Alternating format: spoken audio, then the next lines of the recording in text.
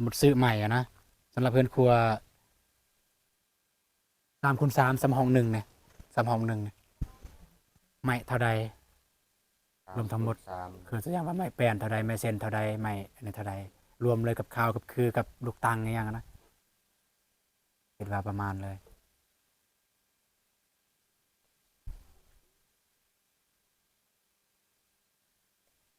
ให้ลองไล่บ้างเพื่อว่าสิได้จะได้แจ้งในคลิปเพื่อว่ามี FC เพิ่นอยากจะลอยเรือสมทบทางน้องกระเดยเพิ่นจะจ่ายเงินค่าบ้าน4 บาทนะมีอันนั้นบ่บ้าน4บ้านโดยมีอ่าโอ้รายรวมเลยบ่อยู่นี่นี่แหละอ๋อบ้านปองเอี่ยม12บ้านโอเคสำหรับอีกล้านหนึ่ง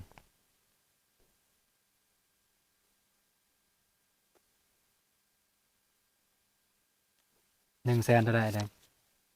20,000บ่120,000 100,000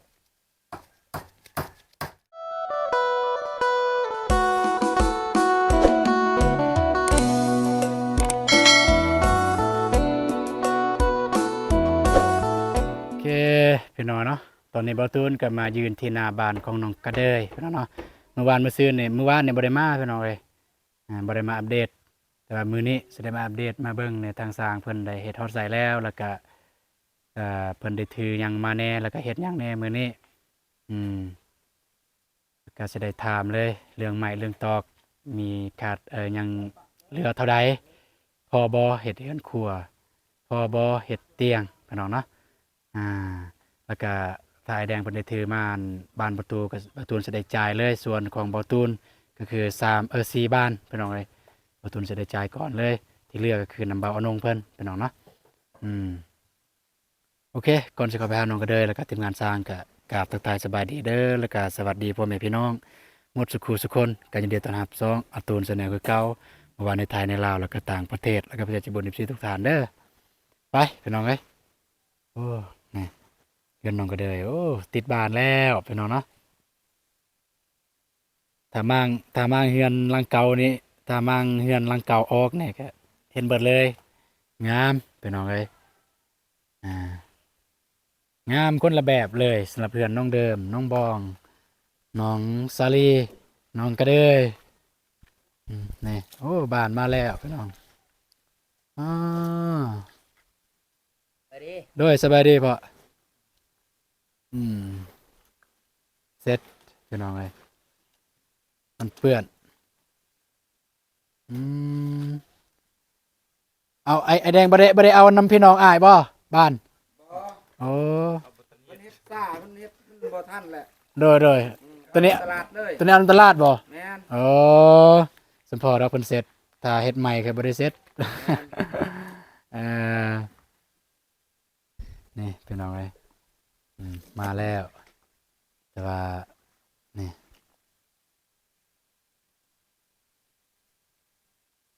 พอน้องก็เลยเป็นเซตจวดเจ็ดอืมนะเด้อสบายดีอ่าเฮ็ดหยังอยู่บ่ได้เฮ็ดหยังโอ้บ่ได้เฮ็ดหยังเอาอืมสบายดีเด้อนะบ่าวตูนสบายดีพ่อแม่ใจบุญทุกท่านสบายดี FC ฝั่งไทยฝั่งลาวหรือต่างประเทศและบ้านเฮาขอสบายดีสวัสดีสุขุสุคน โดยอ่าเนาะเอาก่อนสิไปถามข้อมูลนะแม่แดงเพิ่นก็อัปเดตก่อนว่าเมื่อวานนี้ทางแดงทางไอ้แดงเพิ่นได้เฮ็ดหยังแหน่พี่น้องเอ้ยไปก็เลยพาอ้ายไปเบิ่งขึ้นเทิงเลย เป็นเทิงแม่นขึ้นเทิงเลยอ่าแต่ว่าเมื่อวานนี้เพิ่นก็โบกอันนี้แล้วสำเร็จพี่น้องเอ้ยอ่าแล้วก็ตีนคันไดอันนั้นคันไดอะนะบนเหยียบคันได้สำเร็จพี่น้องเอ้ยจักคันอันนี้เบิ่ง1 2 3 4 5คันพี่น้องเอ้ยพอดีงามกว้างเลยเนาะได้น้องก็เลยสบายดีเด้อ อ่านี่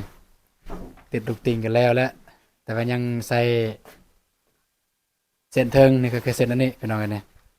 แล้วก็ตีกรอบเอาทางไอ้แดงเพิ่นมักตีกรอบแหล้วคันบ่ตีเพิ่นว่าบ่งามเพิ่นว่านี่อืม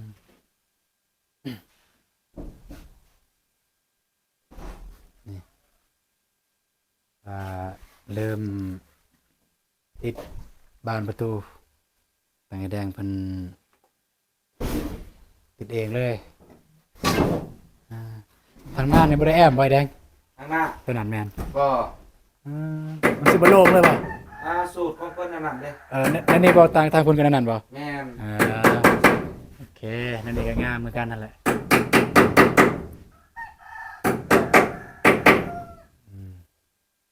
นี่พี่น้องพักแบบนี้มาแดงคาอยู่คันบ่คาก็สิลมจักหน่อย ลงเลยก็ได้ ไปยืนเบิ่งพุ่นนะก็ได้ได้ยินนำ ลงเลยก็ได้ ลมเลยได้เนาะโดยว่าสิทำไม้ที่ตามไม้แดงเบิ่งที่ยังเรือเนี่ยมีไม้ยังแน่เกิดว่าเฮ็ดเห็นครัวได้บ่ เป็นครัวบ่ได้ดอก บ่ได้เนาะ เรือบ่หลาย อ่า เฮ็ดเตียงได้อยู่ เฮ็ดเตียงได้ ไม่แป้นตัวที่เฮ็ดเห็นครัวตัวไอถือมาอั่น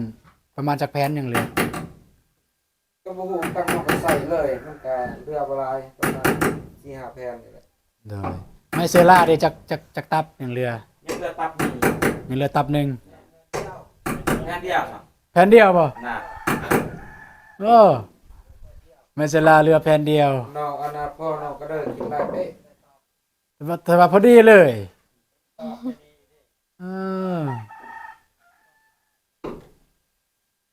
พอดีแผ่นเดียวเรือไมเซล่าพี่น้องเลย สำหรับบ่เรือเนาะ สำหรับบ่เรือ ใส่ทางลาว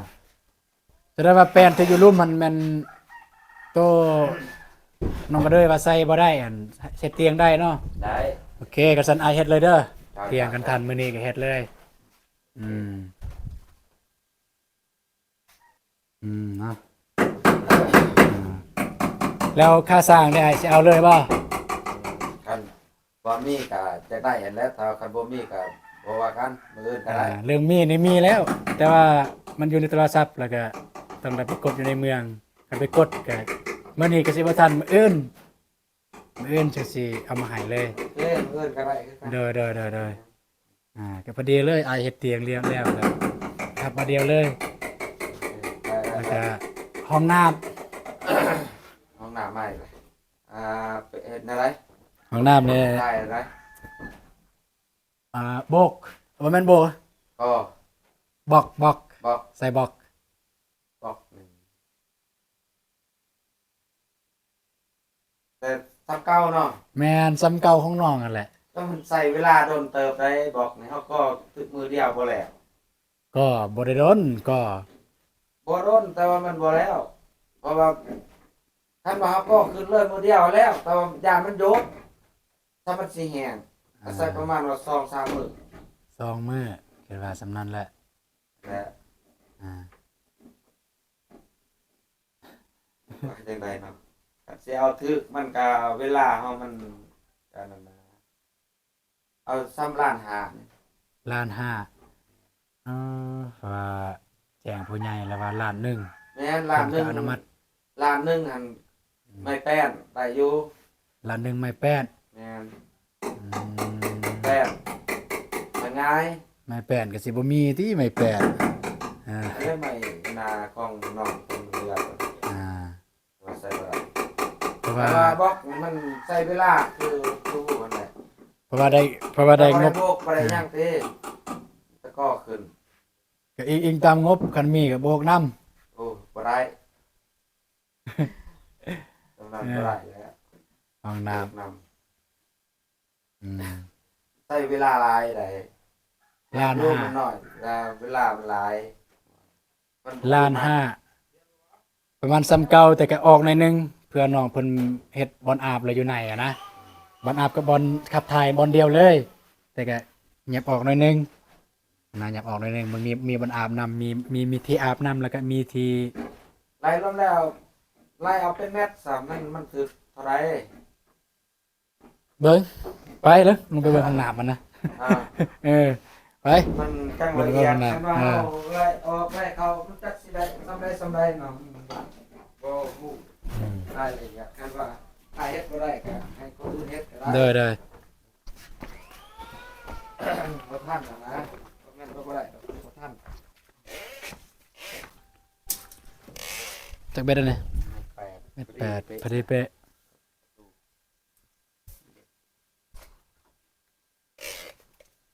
นี่แหละซ้ำเก่านี่เลยแล้วก็ยับออกหน่อยนึงตัวอย่างว่า ตามเก่าของน้องนี่ก็ อ่า นั่นก็คืออยู่ในแมตร70 เม็ด70 แมตร70เซน ทางพุ่นไปเท่าไรประมาณเท่าไร ยาวแมตร90 เม็ด90เอา32คูณ2 2คูณ2 2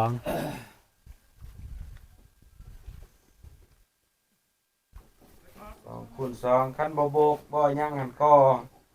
เพราะว่าเฮ็ดอันสำรานหานี่สิเฮ็ดอยู่คันว่าโบกนี่บ่ได้ คันบวกบ่ได้เนาะ แม่นใส่ กอกับเทเนี่ยอันเดียวเลยเด้ แม่น กอกับเทเนี่ยอันเดียว แต่ว่าซอยคือกันนั่นแหละ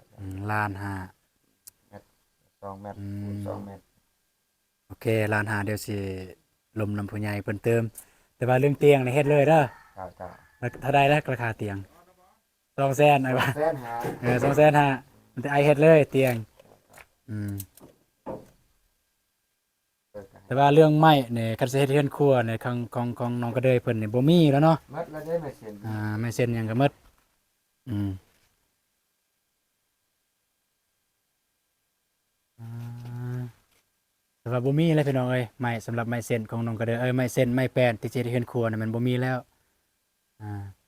ถ้าสิเฮ็ดก็ต้องได้ซื้อไม้อีกเนาะคิดว่าคันอ้ายคิดว่าคันซื้อไม้เนี่ยอันนี้แบบคร่าวๆเด้ออ้ายสมมุติว่าแบบสมมุติซื้อไม้อะนะสำหรับเรือนครัว3x3สำห้องหนึ่งเนี่ยสำห้องหนึ่งเนี่ยไม้เท่าใด รวมทั้งหมด 3 คือสักอย่างว่าไม้แปลนเท่าใดไม้เส้นเท่าใดไม้อันนี้เท่าใดรวมเลยกับข้าวกับคือกับลูกตังอย่างนะคิดว่าประมาณเลย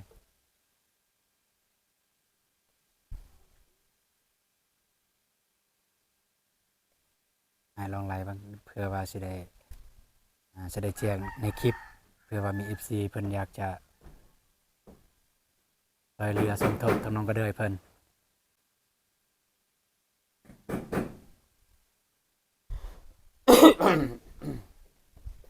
แล้วก็จะได้เบิ่ง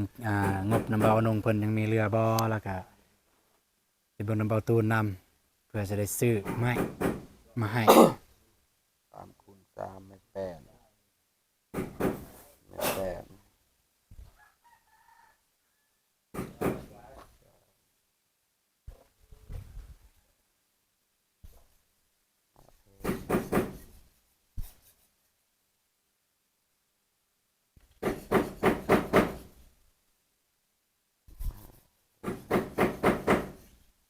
ม่เซ็น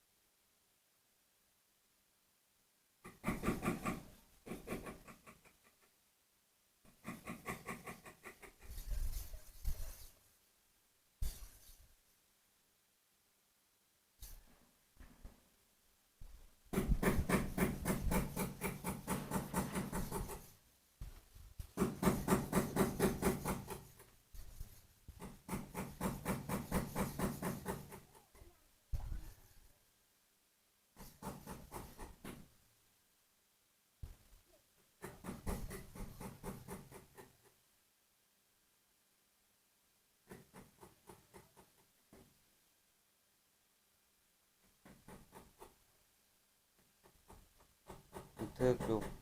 80ปลายโตพุ่นแหละ 80ปลายโตรวมทั้งหมดเนาะ รวมทั้งหมดทั้งไม่แปนไม่เซ็น รวมทั้งหมดไม้แปลนไม้เส้น 80ปลายโตปลายในเท่าใดกะว่าเลย 6เซน86เซน86โตเนาะรวมทั้งหมดมัน 86โต ไม่แปลนไม่เส้น86โต 3คูณ3ต่อ แม่น3คูณ3มาพี่ซ้ำห้องหนึ่งนี่นะนี่ๆ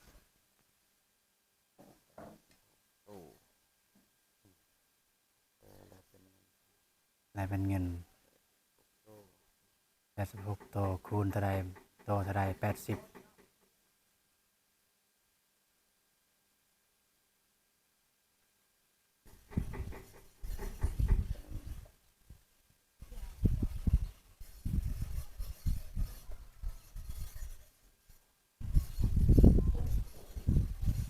6ล้าน8แสน80พัน 6,880,000 86โตรวมหมดเฉพาะไม้เนาะ แม่น ไม้เศร้านี่คิดว่าไม้ตัวนั้นได้บ่ มันว่ามันบ่ได้เลยสิใส่เฮือนครัวก็คือเก่า อืม ก็ยังได้อยู่นะ แม่น กันว่าเปลี่ยนแล้วก็บ่เอาเลยบ่เปลี่ยนเลย อยู่ไสแล้วพอน้องก็เด้สิถามว่ามีเสาบ่บางเทื่อว่า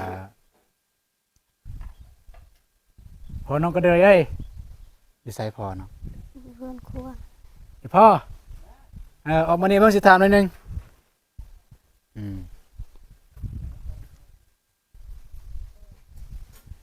เออสิเอิ้นทางพ่อเพิ่นก่อนว่าเพิ่นมีเกินว่าพอมีวิธีบ่ที่จะหาเสานะสมมุติว่าได้เฮ็ดเรือนครัว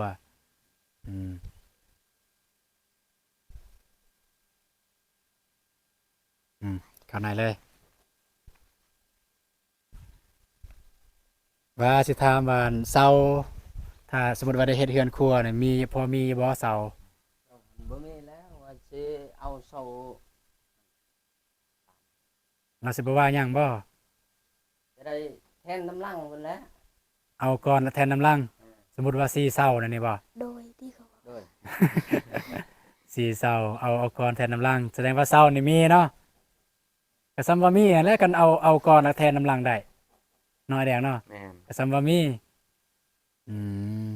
แล้วก็สิถามไอ้แดงว่าสมมุติว่าได้เฮ็ดเรือนครัวแล้วอยากหาไอ้แดงเฮ็ดเนี่ยไอ้แดงสิเอานำเท่าใด เอานำซ้ำ6ล้าน 6 ล้านเฮ็ดติดพื้น ติดพื้นเลยบ่ได้อันนั้นได้บ่ ฮะ บ่มีข้างเลยบ่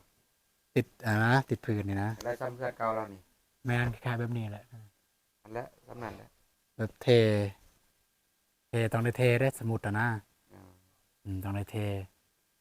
6 ล้าน โดย ราคาลดหรือบ่เนี่ย แม่น 6 ล้านเป็นเอาไว้6 ล้าน แต่ว่าอันนี้เนี่ยก็ทำไว้ก่อนทำเผื่อไว้ก่อนเผื่อว่ามีแล้วเผื่อว่าได้หาไอ้แดงเพิ่นมาเฮ็ดถ้าสมมุติว่ามันบ่มีสมมุติว่ามีแต่งบสร้างซื่อๆก็มีแต่หาทางพ่อเพิ่นแหละหาพี่น้องมาเฮ็ด แม่น ก็ทำเผื่อไอ้แดงซื่อๆคือหน่อยตัวนี้โอเคก็ประมาณนั้นแหละแสดงว่าไม้เนี่ยมันบ่มีแล้วที่เรือเนาะไอ้แดงเนาะ แม่น ที่ยังเรืออยู่นี่ก็คือบ่สามารถเฮ็ดหยังได้เลยมีแต่เฮ็ดเตียงมีแต่เตียงไอ้แดงดำเนินเลยเด้อ 2คูณ3ดำเนินเลย สูงก็เอาสัมปดีนั่ง 50เซน โดยสัมปดีนั่งสัมปดีขึ้นลงนั่นแหละสัมปดีนั่งกินข้าวกินน้ำโอเคขอบใจหลายๆแดงไปเฮ็ดเรียกต่อเลยโดยเดี๋ยวสิจ่ายเงินก่อนเลยจับน้องก็ได้สิจ่ายเงินค่าบ้าน4 บาทนะมีอันนั้นบ่ ประมาณ4บาน โดยมีโอ้รายรวมเลยบ่อยู่นี่ นี่แหละ อ๋อบ้านปองเอี่ยม12บานโอเคสำหรับของน้องสิจ่ายในส่วนของน้องเด้อ4 บานแต่ว่าตอนแรกในยเบานงเพิ่นมาเพิ่นเพิ่นมาตอนแรกเพิ่นก็มาจ่ายตอนแรงเด้อโอเคจะได้เก็บไว้ก่อนอะไรหรือให้น้ำเบานงก็ได้พี่น้องเอ้ยเท่าใดถือเท่าใด4 บาน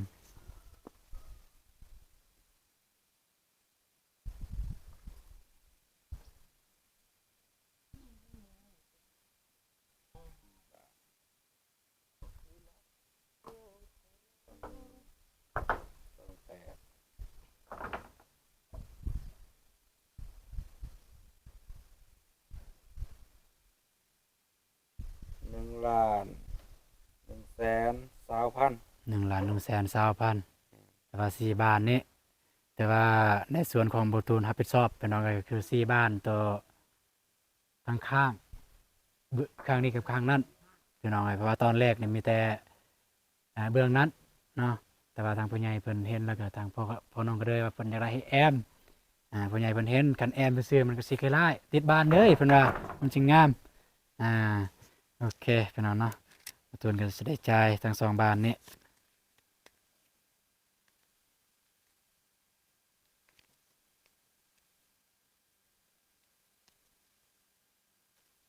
โอเคล้านหนึง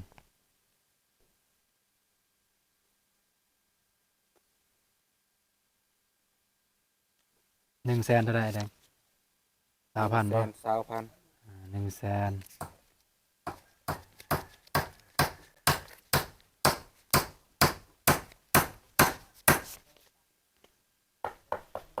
โอเคเอาไอ้แดงเติมน้ำมันรถเลยเรือถอนได้ด้วย ผมบอกกับบริตืมนี่น้ำมันรถ เด้อพี่น้องขอบใจหลายได้ไอ้แดงเด้อ เด้อ เด้อ ใจคือกัน แต่ถ้ามีหยังน้องจะได้แจ้งเติมคือตัวอย่างคือห้องน้ำนี่น้องจะได้แจ้งเติมน้ำรังอีกคือเฮือนครัวจะได้แจ้งเติมน้ำรังแต่ตอนแรกว่าล้านหนึ่งเด้อล้านหนึ่งคือลงมือเลย ร้านนึงหันมันไล่เบิ่งเวลานะใส่ว่ามันดน เพราะว่าเฮ็ดห้องน้ำมันกระซ่ากัน เด้อ พอสิก็ขึ้นเลยมันบ่ได้ดินบล็อกมันดิจี้นี่แค่แน่ เด้อ ดินบล็อกก็คือโหดนะครับก็ขึ้นเลยมันจะเฮี้ยงข้าวเฮี้ยงครัวกันว่าเฮานะ เด้อคือน้องว่าแหละแต่ว่าตอนแรกล้านหนึ่งล้านหนึ่งคือลงมือเลยแต่นี่ล้านห้าแต่ให้น้องปรึกษาทาง แจ้ง ผู้ใหญ่มันก่อน ซอยสร้างน้ำแน่ว่าสร้างก็บ่แม่นสิมีหยังนะ เด้อ ก็นำมาแหละ เด้อแต่ว่าล้านห้าเนาะ โดย ล้านห้านี่มีแต่เฉพาะ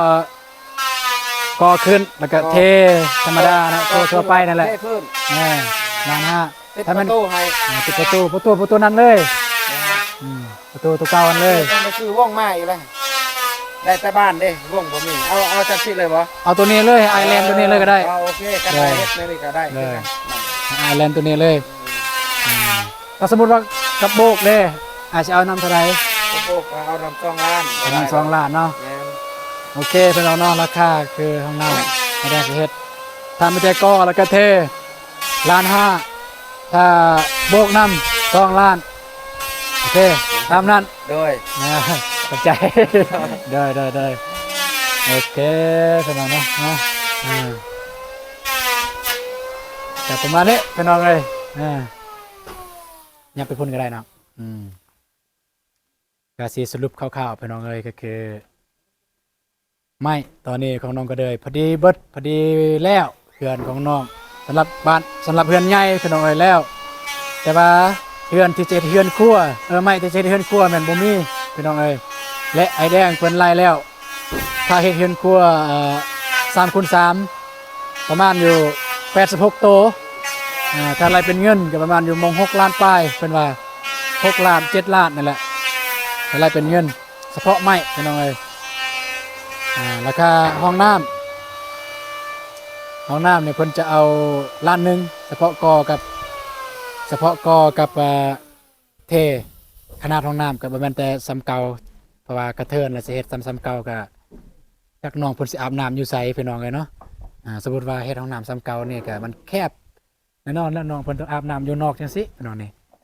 น้องเพิ่นอาบน้ำอยู่นอกจังซี่ก็ขยับออกหน่อยนึงพี่น้องเอ้ยเพราะว่าทางสร้างเพิ่นก็ถ้าซ้ำเก่าเพิ่นก็เอาซ้ำนั้นน่ะนะก็เลยว่าขยับออกหน่อยนึงบ่หลายดอกพี่น้องเอ้ยขยับออกหน่อยนึงขยับออกหน่อยนึงก็น้องได้มีบอลอาบอยู่ในเลยแล้วก็บอลขับถ่ายอยู่ในเลยบอลเดียวกันเลยพี่น้องแต่ว่าล้านหนึงพี่น้องก็สิได้เป็นอะไรก็สิได้มาแจ้งทางไอแดงเพิ่นเติมอีกหอบหนึงแต่บ่มีก็จำเป็นเบานงกับเบาตูนเฮ็ดตัวนี้ก็รอทาก่อนทางน้องก็ได้ ถ้ามีงบพี่น้องเอ้ยก็จะเป็นต้องได้ทีมงานนี่แหละเฮ็ดก็ค่อยเป็นค่อยไปพี่น้องโอเคพี่น้องเอ้ยสำหรับคลิปนี้ก็ไม่มีหยังหลายก่อนอื่นมืออยากให้น้องก็ได้ขอบใจขอบใจผู้ใหญ่ใจบุญ FC ทุกท่านเด้อ โดย ขอบอกขอบใจท่านผู้ใหญ่ใจบุญและ FC ทุกท่านที่เห็นดูน้องคอย FC และผู้ใหญ่ใจบุญทุกท่านมีสุขภาพร่างกายแข็งแรงความเจ็บอย่าให้ได้ความไข้อย่าให้มีขอให้ร่ำให้รวยขอให้เฮงๆปังๆอย่าเจ็บอย่าจนปรารถนาสิ่งใดขอให้ได้สิ่งนั้นขอให้ได้สมหวังดังปรารถนาสาธุ โดยเฮ็ดกินเฮ็ดอยากแล้วบ่ อีพอกับนาบ่าวเพิ่นเฮ็ดแนวพวกเพิ่นว่าสิเฮ็ดอันนั้นแต่น้องเฮ็ดบ่เป็นเลย เฮ็ดหยังก็ บ่ฮู้คือกันนะ เฮ็ดก้อย เอาเสีย มาเพียโยเป็นแต่แสบแท้กินมาเพียพี่น้องเนาะโอเคเป็นไปได้ว่าโอ้คนเดี๋ยวเป็นพี่น้องเป็นไปว่าน้องจะเลาะเก็บอนามัยพวกนี้แหละเก็บเมียนเด้อ โดย เก็บเมียนไว้บนเดียวเลยคือนี่ไม่นี่พี่น้องเอ้ยยังเหลือแต่แผ่นเดียวเซอร่าบ่พอเฮือนครัวซ้ำพี่น้องนี่เอาเบานงมันโทรมา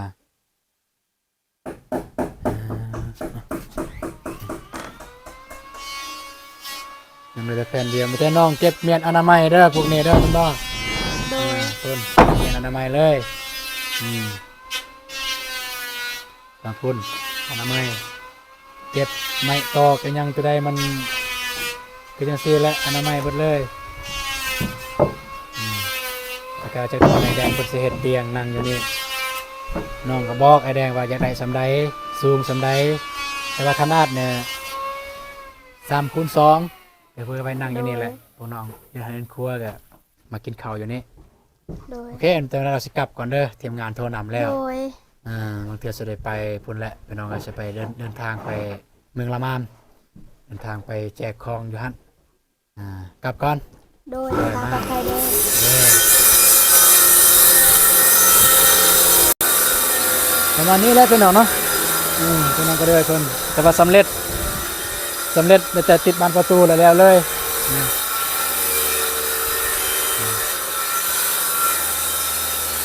ประตูก็มาครบแล้วบาตูนกระจายบาตูนกับบาตูนแล้ว